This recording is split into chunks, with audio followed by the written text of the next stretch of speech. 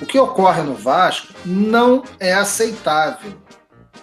E outra questão que a gente vê muito em mídia social, as pessoas criminalizarem a política do clube. Eu queria lembrar aqui que todos os clubes, todos os grandes clubes do Brasil, eles têm os seus processos políticos, eles têm os seus poderes estatutários, têm os seus poderes instituídos, e assim eles caminham, e não pode ser diferente com o Vasco.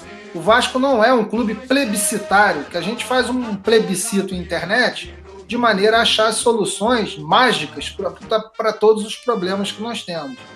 Então, evidentemente, que a atuação do Conselho é muito importante e a gente, obviamente, nessa linha de que não podemos criminalizar a política, a gente deve crer e deve ter fé, esperança e a certeza até de que a maioria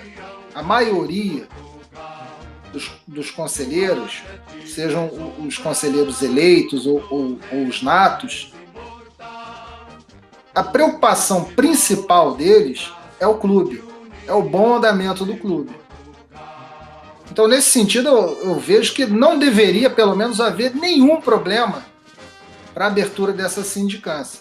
Como disse o Rodrigo, não é uma condenação, não é um tribunal de exceção, é uma abertura de um processo de investigação de uma situação que foi dita pelo vice-presidente de Finanças, quando ele sobe a tribuna na reunião do Conselho e afirma que o Vasco fez acordos sabendo que iria descumpri-los. E, evidentemente, que o descumprimento de acordos enseja prejuízos. Qual é a mensagem que você passa para o mercado, para todo mundo, quando você vai como vice-presidente de finanças do clube, que é uma vice-presidência estatutária, diferentemente da imaginária do senhor Adriano, o autor das planilhas translocadas?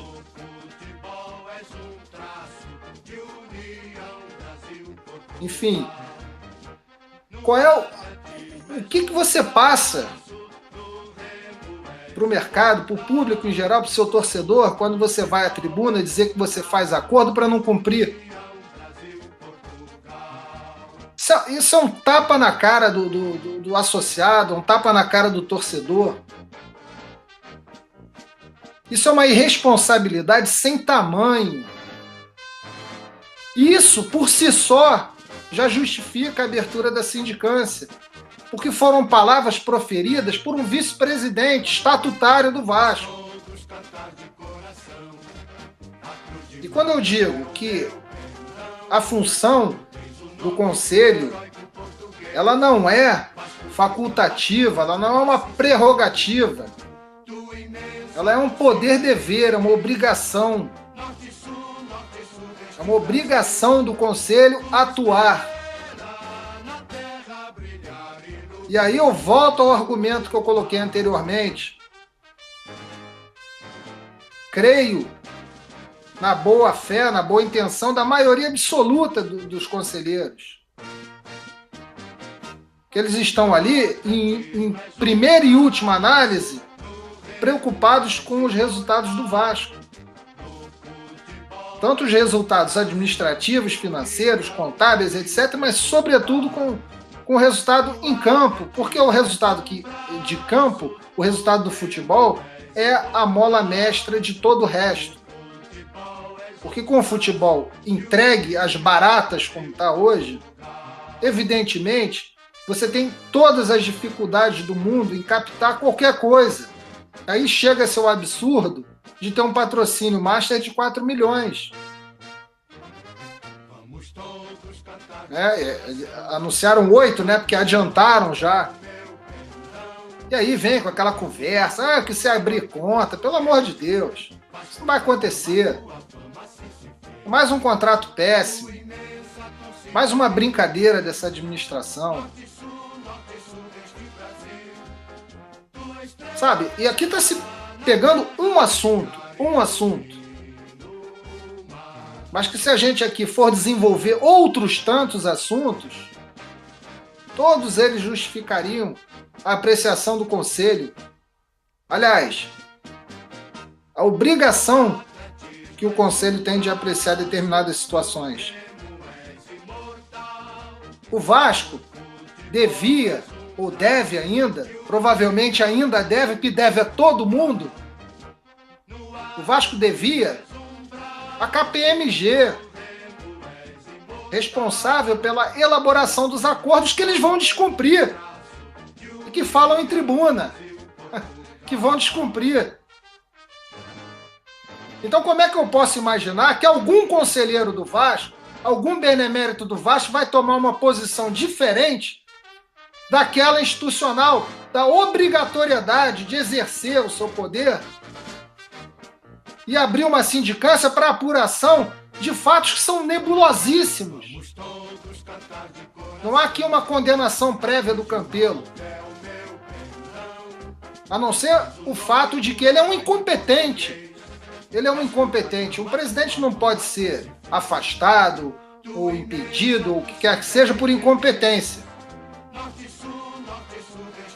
Mas ele pode ser investigado por N motivos. N motivos. Está sendo agora, será provavelmente, possivelmente, não sei, alvo de uma sindicância apuratória de uma questão, dentre várias outras questões. Agora, para encerrar a minha participação, eu gostaria de ressaltar o que o Sérgio falou em relação à incapacidade política, de que o Campelo teria cometido um erro infantil. O Sérgio foi generoso, porque as crianças são puras. Então, a natureza do erro do senhor Campelo de se isolar politicamente, ela está muito longe da pureza da infância. Está muito longe. As verdadeiras razões, só ele sabe. Mas o fato é que ele veio de um grupo rachado politicamente.